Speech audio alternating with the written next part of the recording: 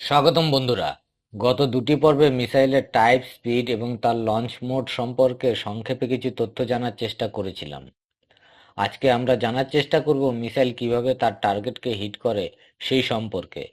অর্থাৎ আজকের আলোচ্য বিষয় হলো মিসাইলের গাইডেন্স আর নেভিগেশন সিস্টেম। মিসাইলের মধ্যে যদি কোনো গাইডেন্স সিস্টেম না হতো তাহলে সেটি যতই শক্তিশালী হোক না কেন তা কখনোই তার টার্গেটকে হিট করতে পারত না। উপরন্তু এয়ারক্রাফট, হেলিকপ্টার কিংবা ড্রোনের মতো মুভিং টার্গেটকে হিট করা প্রায় অসম্ভব হয়ে পড়ত। মিসাইলের গাইডেন্স সিস্টেমের জন্যই মিসাইল তার টার্গেটকে নিখুঁতভাবে হিট করতে পারে। বিভিন্ন ধরনের মিসাইল বিভিন্ন প্রকার গাইডেন্স সিস্টেম ফলো করে চলে, যেমন wire guidance, command guidance, terrestrial guidance, laser guidance, beam rider, homing, INS, satnav বা জিপিএস সিস্টেম ইত্যাদি। আর এইগুলির মধ্যে কয়েকটি গাইডেন্স সিস্টেম সম্পর্কে কিছু তথ্য জানার চেষ্টা করব। তার আগে মিসাইল পার্ট ওয়ানে একটি অনিচ্ছাকৃত ভুল হয়ে গেছে, সেটি হলো ক্রুজ মিসাইল আর ব্যালিস্টিক মিসাইলের পার্থক্য আলোচনা করার সময় 7 নম্বর পয়েন্টে বলেছিলাম যে ক্রুজ মিসাইল মুভিং টার্গেটকে হিট করতে পারে আর ব্যালিস্টিক মিসাইল মুভিং টার্গেটকে হিট করতে পারে না। এটি সঠিক তথ্য নয়। ব্যালিস্টিক মিসাইলও মুভিং টার্গেটকে হিট করতে পারে, তবে ব্যালিস্টিক মিসাইল সাধারণত স্টিল টার্গেটকে হিট করার জন্যই ডিজাইন করা হয়। এই অনিচ্ছাকৃত ত্রুটির জন্য আমার সকল দর্শকের কাছে আমি ক্ষমা চেয়ে নিচ্ছি। আরও কোথাও কোনো ভুল হয়ে থাকলে আপনারা কমেন্টে জানান। আগামী দিনে যেন এরকম ভুল না হয় তার জন্য আমি সদা সচেতন থাকব। আশা করি আপনারা আমাকে যথাসাধ্য সহযোগিতা করবেন। আসুন তবে শুরু করা যাক আজকের প্রসঙ্গ।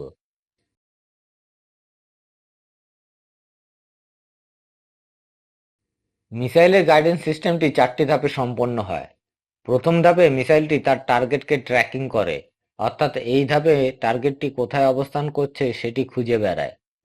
দ্বিতীয় ধাপে ট্র্যাকিং করা তথ্যের ভিত্তিতে মিসাইলটির দিক নির্দেশ গণনা করে, অর্থাৎ টার্গেটটি কোথায় সেটা খোঁজার পর মিসাইলটি টার্গেটের দিকে যাতে মুভ করতে পারে তা ক্যালকুলেট করা হয়। তৃতীয় ধাপে স্টিয়ারিং কন্ট্রোলে ক্যালকুলেট করা ইনপুটগুলিকে নির্দেশ করা হয়, অর্থাৎ এই ধাপে টার্গেটটি খোঁজ করা এবং দিক নির্দেশ ঠিক করার পর মিসাইলের স্টিয়ারিং কন্ট্রোলে সমস্ত তথ্য সংগ্রহ করে তাকে টার্গেটের দিকে অগ্রসর হওয়ার জন্য প্রস্তুত করা হয়। এবং চতুর্থ ধাপে মোটর বা ফ্লাইট কন্ট্রোল পৃষ্ঠগুলিতে ইনপুটগুলি নির্দেশ করে মিসাইলকে স্টিয়ারিং করা, অর্থাৎ এই ধাপে মিসাইলের মোটর বা ইঞ্জিনটি এই সমস্ত তথ্যগুলির ভিত্তিতে মিসাইলটিকে স্টিয়ারিং করে, মানে মিসাইলের ইঞ্জিনটি অ্যাক্টিভ হয়ে মিসাইলটিকে গতি প্রদান করে এবং তার টার্গেটের দিকে এগিয়ে নিয়ে চলে। অর্থাৎ মিসাইলের গাইডেন্স সিস্টেম অনেকগুলি কম্পোনেন্ট নিয়ে গঠিত। এর মধ্যে যেমন গাইডেন্স কম্পোনেন্ট রয়েছে, তেমনি মিসাইলের ইঞ্জিন, তার প্রপালসার সিস্টেম, তার নেভিগেশন সিস্টেম ইত্যাদিও ওতপ্রোতভাবে যুক্ত থাকে। এছাড়া গাইডেন্স সিস্টেম 3টি বিভাগে বিভক্ত। প্রথম বিভাগটি হলো লঞ্চ মোড, যা আগের পর্বে আমি আলোচনা করেছি, অর্থাৎ যেখান থেকে মিসাইলটি লঞ্চ করা হয়। দ্বিতীয় ভাগটির নাম মিড কোর্স ফেজ এবং তৃতীয় ধাপটিকে বলা হয় টার্মিনাল ফেজ। মিড কোর্স ফেজে মিসাইলটি টার্গেট এবং লঞ্চ প্ল্যাটফর্মের মধ্যবর্তী স্থানে অবস্থান করে। টার্মিনাল ফেজ হলো সেই সময় যখন অন্তিম পর্যায়ে মিসাইলটি স্ট্রেটওয়েতে চলতে চলতে হঠাৎ করেই টার্গেটের দিকে বাঁক নিয়ে দ্রুত গতিতে টার্গেটকে হিট করার জন্য এগিয়ে আসে। একটি পর্বে যেহেতু সবগুলি বিষয়কে আলোচনা করা সম্ভব নয়, তাই আজকে কেবল মূল গাইডেন্স সিস্টেম আর নেভিগেশন সম্পর্কেই আলোচনা করব। হোমিং। হোমিং একটি গুরুত্বপূর্ণ গাইডেন্স সিস্টেম।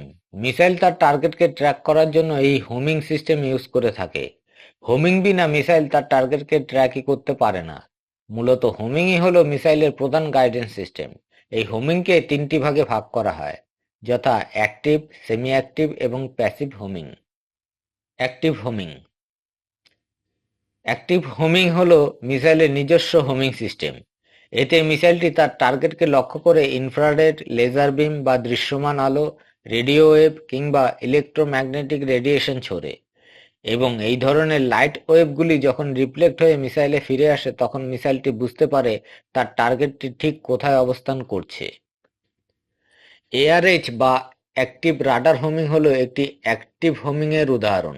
এক্ষেত্রে মিসাইলটি তার টার্গেটের দিকে রেডিও ওয়েভ ছোড়ে এবং সেই ওয়েভ যখন রিফ্লেক্ট হয়ে আবার মিসাইলে ফিরে আসে, তখন মিসাইলটি তার টার্গেটের অবস্থান সম্পর্কে বিশদ তথ্য পেয়ে যায়। Semi active homing. Semi active homing হলো এখানে মিসাইলটি লঞ্চ প্ল্যাটফর্ম হতে নির্দেশিত হয়। সাধারণত কোনো এয়ারক্রাফট কিংবা নেভাল শিপ হতে এই ধরনের মিসাইল ছোড়া হয়। এক্ষেত্রে মিসাইলটি লঞ্চ হবার পর আনগাইডেড অবস্থায় ছুটে চলে এবং যেখান থেকে মিসাইলটি লঞ্চ করা হয়েছিল সেই লঞ্চ প্ল্যাটফর্ম কিংবা সেই লঞ্চ স্টেশন হতে মিসাইলটিকে গাইড করা হয়। এখানে লঞ্চ প্ল্যাটফর্মটি যদি ইনফ্রারেড পদ্ধতিতে হোমিং করে, তাহলে মিসাইলটি প্ল্যাটফর্ম হতে প্রাপ্ত ইনফ্রারেড হোমিং ডেটা ইউজ করে তার টার্গেটের দিকে ছুটে চলে।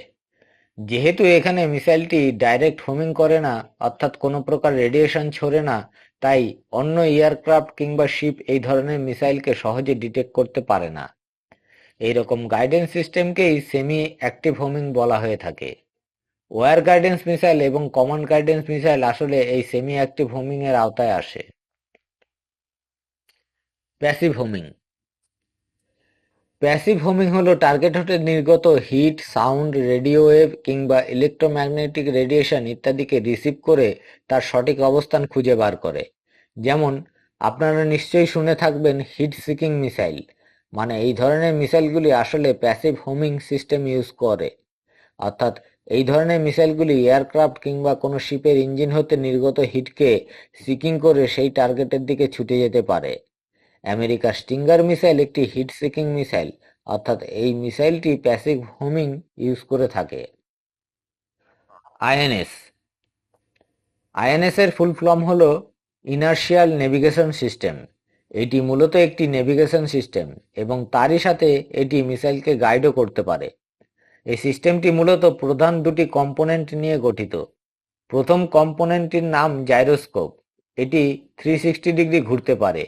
এটি মূলত দিক নির্দেশক একটি যন্ত্র, অর্থাৎ মিসাইলটি কোন দিকে বাঁক নেবে কিংবা কতটা ওপরে কিংবা নিচে নামবে সেটা ঠিক করে দেয় এই যন্ত্রটি। দ্বিতীয়টির নাম এক্সেলেরোমিটার। এটিও দিক নির্দেশ করে, তবে এর প্রধান কাজ হলো মিসাইলটিকে আর্থ সারফেসের সাথে অ্যালাইন করে রাখা। এছাড়া আরও কিছু ছোট ছোট কম্পোনেন্ট এর মধ্যে যুক্ত থাকে। আইএনএস সিস্টেমটি মূলত নেভিগেশনের কাজ করে থাকে।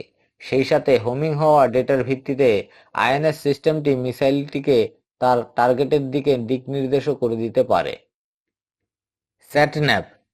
স্যাটন্যাভ অর্থাৎ স্যাটেলাইট নেভিগেশন সিস্টেম হচ্ছে মূলত নেভিগেশন সিস্টেম।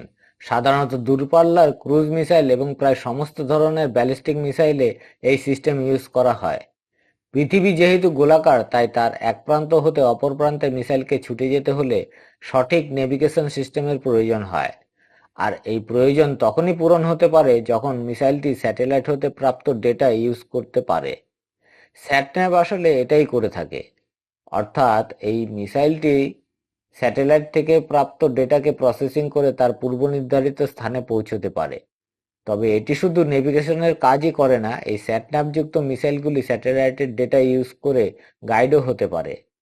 অধিকাংশ মিসাইল আমেরিকার জিপিএস সিস্টেম ইউজ করে থাকে, তবে রাশিয়া, চায়না, ভারত সহ বেশ কয়েকটি দেশ তাদের নিজস্ব স্যাটেলাইট ডেটা ইউজ করে থাকে।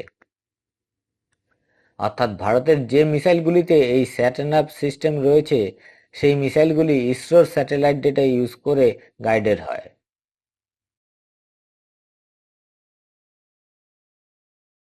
মিসাইলের স্পিড যতই হোক না কেন, তার রেঞ্জ যতই বেশি হোক না কেন, সবই বৃথা হয়ে যাবে যদি তার গাইডেন্স সিস্টেম না থাকে।